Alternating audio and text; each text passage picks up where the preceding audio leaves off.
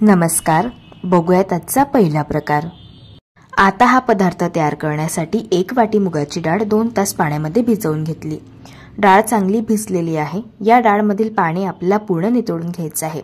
डाळ अशी चाळणीवरती आपल्याला पसरवून घ्यायची आहे, म्हणजे या डाळमधील एक्स्ट्राचं पाणी देखील नितळून जाईल। आता इथे मी एक मध्यम आकाराचा कच्चा बटाटा घेतला। बटाट्याची सालं काढून घेतली आणि हा बटाटा किसून घेतला। आता बटाट्याच्या किसमध्ये पाणी घालायचे। हा किस 2 ते 3 वेळेस मस्त धुवून घ्यायचे, म्हणजे या किसमधील जे स्टार्च आहे तर ते निघून जाईल। आता या बटाट्याच्या किसमधील पाणी आपल्याला असं हाताने दाबून दाबून काढून घ्यायचं आहे आणि आता याला एका प्लेटमध्ये आपण काढून घेऊया। याच पद्धतीने सगळ्या बटाट्याच्या किसमधील पाणी मी काढून घेतलेलं आहे। आता या पदार्थासाठी आपल्याला एक मसाला तयार करायचा आहे। तर त्यासाठी एका पॅन मध्ये 1 चमचा आपल्याला बडीशोप घालायची, 1 चमचा जिरं घालायचं, 1 चमचा धणे घालायचे आहे आणि 6 ते 7 काळी मिरी यामध्ये घालून घ्यायची आहे। आता हे सगळे जिन्नस आपल्याला 1 ते 2 सेकंद सुगंध रिलीज होईपर्यंत भाजून घ्यायचे आहे। छान याला भाजून घेतल्यानंतर एका मिक्सीच्या भांड्यामध्ये काढायचे आणि याची अगदी बारीक पावडर तयार करून घ्यायची आहे। मसाला तयार होत होता तोपर्यंत डाळमधील पाणी देखील चांगले नितळलेले आहे। या डाळमधील 2 चमचे डाळ मी सेपरेट बाजूला काढून घेतलेली आहे। डाळ का बाजूला काढली ते तुम्हाला पुढे सांगणार आहे। मिक्सीच्या भांड्यामध्ये आता ही डाळ आपल्याला घालून घ्यायची आहे। यामध्ये 6 ते 7 लसणच्या पाकळ्या, 1 इंच आलं, 3 ते 4 हिरव्या मिरच्या घालायच्या। तिखट आवडीनुसार कमी जास्त करू शकता। अजिबात पाण्याचा वापर न करता थोडासा रवाळ टेक्स्चरवरती डाळ आपल्याला वाटून घ्यायची। वाटून घेतलेली डाळ आता आपण एका बाउलमध्ये काढून घेऊया। आता यामध्ये हा बटाट्याचा किस घालायचा आहे, पाव वाटी बारीक चिरलेला कांदा घालायचा आहे आणि आपण ही डाळ सेपरेट बाजूला काढलेली होती ती देखील यामध्ये घालायची आहे। अशी डाळ घातल्यामुळे पदार्थ जास्त क्रिस्पी आणि खुसखुशीत होतो। तयार करून घेतलेला मसाला यामध्ये घालायचा, पाव चमचा यामध्ये आमचूर पावडर आणि अर्धा चमचा चाट मसाला घालून घ्यायचा। चवीप्रमाणे मीठ घालायचं आणि बारीक चिरलेली कोथिंबीर घालायची। सगळे जिन्नस छान मिक्स करून घ्यायचे। आता यामध्ये आपल्याला बेसन पीठ घालायचंय।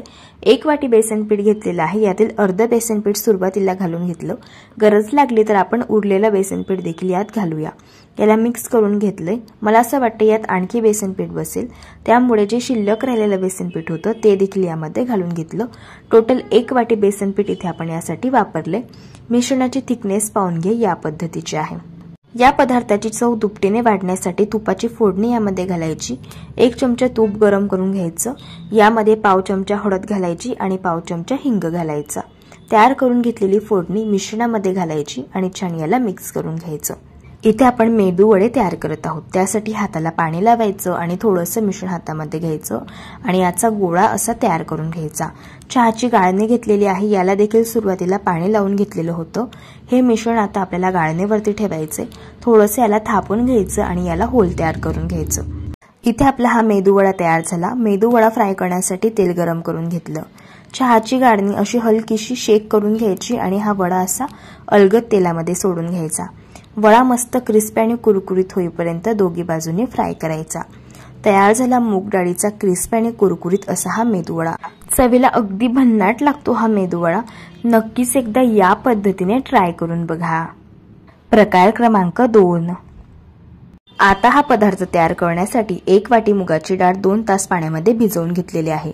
डाळमधील पूर्ण पाणी नितळून घ्यायचं आणि ही डाळ मिक्सरच्या भांड्यामध्ये घालायची। पोहे खायचे 2 चमचे यात पाणी घालायचं, यापेक्षा जास्त पाणी घालायचं नाही आणि डाळ अगदी बारीक वाटून घ्यायची। वाटून घेतलेली डाळीचं मिश्रण आता एका बाउलमध्ये काढून घ्यायचं आणि हे मिश्रण आपल्याला 3 ते 4 मिनिटं छान एकाच डायरेक्शनमध्ये फेटून घ्यायचं आहे। मिश्रण फेटून घेतल्यामुळे अगदी हलकं फुलकं होतं आणि लाईट होतं, त्यामुळे पदार्थ अगदी क्रिस्पी आणि खुसखुशीत बनतो। मिश्रण चांगलं फेटून झालं आहे की नाही ते कसं ओळखायचं? वाटीमध्ये पाणी घ्यायचं आणि मिश्रणाचा गोळा या पाण्यामध्ये घालायचा। हा गोळा असा पाण्यावरती तरंगत आहे, म्हणजे मिश्रण चांगलं फेटून झालेलं आहे आणि जर हा गोळा तळाला जाऊन बसला तर समजायचं की मिश्रण आणखी 2 ते 3 मिनिटं फेटून घ्यायचंय। मिश्रणामध्ये 1 चमचा आल्याची पेस्ट घालायची, पाव चमचा हिंग घालायचा आणि 1 चमचा हिरव्या मिरचीचा ठेचा घालायचा आणि चवीप्रमाणे मीठ घालून छान याला मिक्स करून घ्यायचं आहे। इथे आपण दही वडे बनवत आहोत, तर त्यासाठी हाताला पाणी लावून घ्यायचं आणि थोडंसं मिश्रण हातामध्ये घ्यायचं आणि मस्त हे वडे तेलामध्ये घालून घ्यायचे। वडे मस्त क्रिस्पी आणि कुरकुरीत होईपर्यंत दोन्ही बाजूंनी आपल्याला हलक्या गुलाबी रंगावरती फ्राय करून घ्यायचे आहे। इथे मी हे वडे दोघी साईडने क्रिस्पी आणि कुरकुरीत होईपर्यंत फ्राय करून घेतले। आता आपण यांना काढून घेऊया। पाहू शकता मस्त असे क्रिस्पी कुरकुरीत असे हे वडे तयार झालेले आहे। याच पद्धतीने मी सगळे वडे हे तयार करून घेतलेले आहे। यातील एक वडा मी तुम्हाला तोडून दाखवते। बाहेरून छान क्रिस्पी आणि कुरकुरीत आहे आणि आतून मस्त असा स्पॉन्जी आणि सॉफ्ट तयार झालेला आहे। दही वडे बनवत आहोत तर त्यासाठी इथे मी 2 ग्लास गरम करून घेतलेला पाणी घेतलेलं आहे। यामध्ये पाव चमचा हिंग आणि चवीप्रमाणे मीठ घातले। आता हे वडे आपल्याला या पाण्यामध्ये घालायचे आहे। झाकण ठेवून 15 मिनिटांसाठी हे वडे आपल्याला भिजायला ठेवायचे। तोपर्यंत दही तयार करून घेऊया। त्यासाठी 1 वाटी दही घेतलं। यामध्ये 2 चमचे साखर घालून दही चांगलं स्मूथ होईपर्यंत फेटून घेतलं। इथे आपलं दही तयार झालेलं आहे। यात आता चवीप्रमाणे मीठ घालायचे आणि याला छान एकजीव करून घ्यायचं आहे। मस्त असं गोड इथे आपलं दही तयार झालेलं आहे। दही तयार होत होतं तोपर्यंत वडे देखील चांगले पाण्यामध्ये भिजले गेलेले आहे। वड्यांची साईज बघाल तर मस्त अशी डबल झालेली आहे। आता या वड्यातील पाणी आपल्याला असं हाताने दाबून काढून घ्यायचं आहे। याच पद्धतीने मी सगळ्या वड्यांमधील पाणी हे काढून घेतलं। आता हे वडे आपल्याला एका प्लेटमध्ये ठेवायचे। यावरती तयार करून घेतलेलं गोड दही घालायचे। थोडीशी पुदिन्याची चटणी घालायची आहे।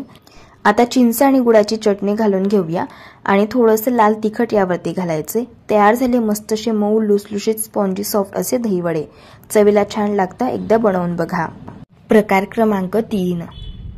आता हा पदार्थ तयार करण्यासाठी 1 वाटी मुगाची डाळ 2 तास पाण्यामध्ये भिजवून घेतलेली आहे। डाळमधील पूर्ण पाणी आता नितळून घेतलं आणि ही डाळ एका मिक्सरच्या भांड्यामध्ये घालून घेतली।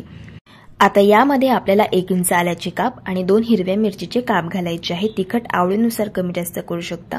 थोडंसं पाणी घालायचे आणि थोडंसं रवा टेक्स्चरवरती डाळ वाटून घ्यायची आहे। यात आता पोहे खायचे 2 चमचे जाड रवा घालायचा आहे। अगदी चिमूटभर यात हळद घालायची आहे आणि 2 चमचे साखर घालून घ्यायची आहे। साखर घातल्यामुळे ढोकळा मऊ लुसलुशीत स्पॉन्जी सॉफ्ट तयार होतो। पाव चमचा लिंबू पावडर घालायची आणि पोहे खायचे 3 चमचे कच्चं तेल घालायचं आणि मिश्रण एकदा पुन्हा मिक्सरमध्ये चांगलं फिरवून घ्यायचं। तयार करून घेतलेलं मिश्रण एका बाउलमध्ये काढून घेतलं। याला मिक्स करून घेतलं। याची थिकनेस पाहून घ्या या पद्धतीचे। यावरती झाकण ठेवून 5 मिनिटांसाठी बॅटर मुरण्यासाठी ठेवायचंय। तोपर्यंत ताटाला तेल लावून ग्रीस करून घ्यायचं आहे आणि ढोकळा स्टीम करण्यासाठी कढईमध्ये 2 ग्लास पाणी घालायचंय। यात एक रिंग ठेवायची आहे। रिंग नसेल तर डब्याचं झाकण तुम्ही वापरू शकता। पाण्याला एक खडखडून उकड काढून घ्यायची। उकड आल्यानंतर तेल लावून घेतलेलं ताट यामध्ये ठेवायचं आहे। इथे आपली पूर्वतयारी होत होती तोपर्यंत बॅटर देखील चांगलं मुरलेलं आहे। यात चवीप्रमाणे मीठ घालायचे आणि 1 चमचा लेमन फ्लेवरचा इनो घालून बॅटर अगदी पटापटा मिक्स करून घ्यायचे। तयार करून घेतलेलं बॅटर वेळ न वाया घालवता लगेच आपल्याला ताटामध्ये ओतायचे।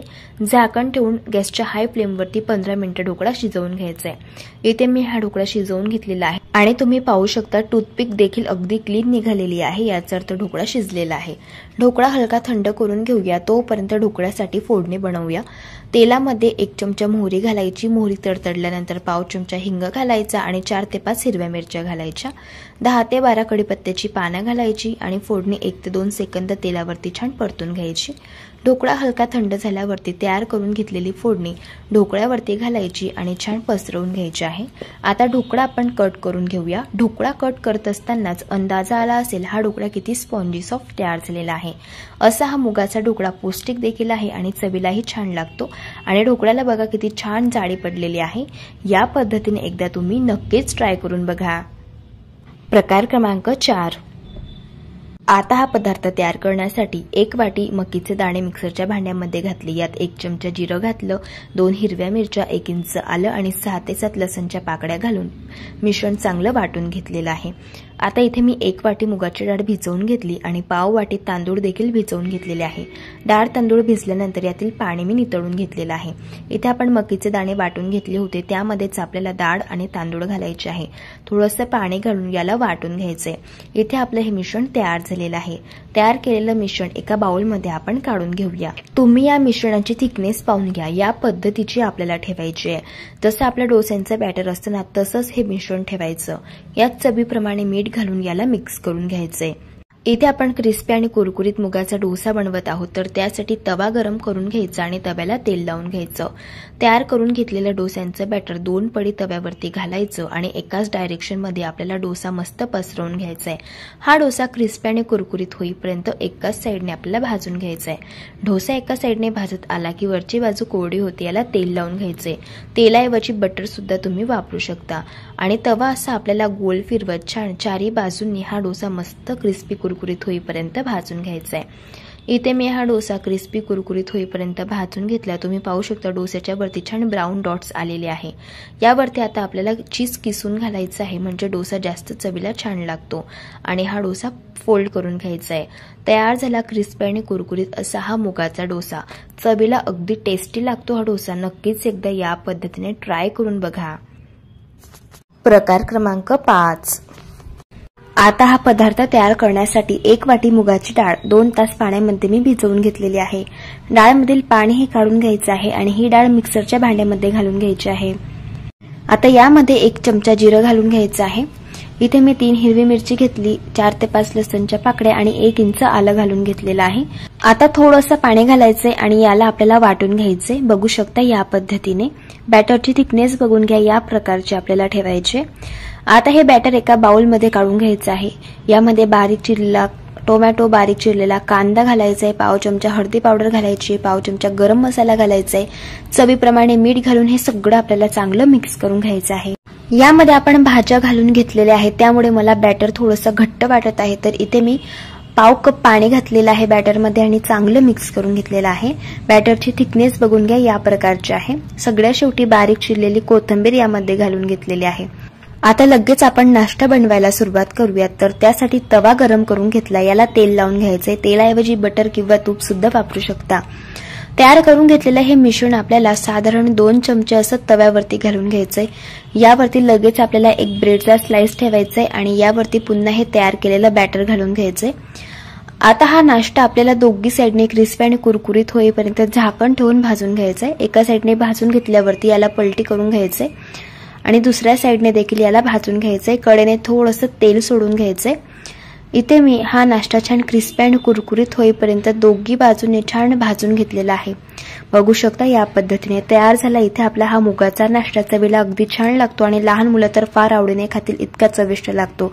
या पद्धतीने एकदा ट्राय करून बघा। जर तुम्हाला आजच्या सर्व रेसिपीज आवडल्या असतील तर रेसिपीला लाईक, शेअर आणि सबस्क्राईब नक्की करा। चला भेटू आता एका नवीन रेसिपी सोबत, तोपर्यंत धन्यवाद।